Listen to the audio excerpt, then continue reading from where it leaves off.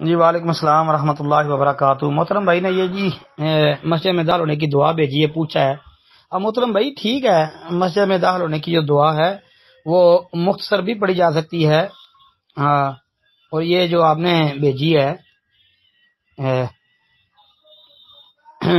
کہ نبی صلی اللہ علیہ وسلم جو ہے وہ جب مسجد میں داخل ہوتے تو یہ کہا کرتے تھے اعوذ باللہ العظیم وبوجہہ الکریم وسلطانہ القدیم من الشیطان الرجیم قال اقت قلت نعم، آگے یہ ہے قال فاذا قال ذلك قال الشیطان حفظ منی سائر اليوم۔ یہ پوری حدیث جو ہے نا ابو داود کے اندر موجود ہے، اور مشکات المصابیح میں بھی 749 نمبر پر یہ موجود ہے کہ نبی علیہ السلام یہ دعا پڑھا کرتے، اعوذ باللہ العظیم وبوجہہ الکریم وسلطانہ القدیم من الشیطان الرجیم، مطلب میں شیطان مردود کے شر سے اللہ کی پناہ چاہتا ہوں جو انتہائی عظمت والا ہے، میں اس کے انتہائی محترم چہرے کی پناہ لیتا ہوں اور اس کے سلطان قدیم کی پناہ لیتا ہوں۔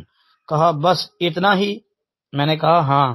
کہا کہ انسان جب یہ کہہ لیتا ہے تو ابلیس کہتا ہے آج سارے دن کے لیے یہ مجھ سے محفوظ ہو گیا۔ اجی سند صحیح ہے اس کی انشاءاللہ۔ السلام علیکم ورحمۃ اللہ۔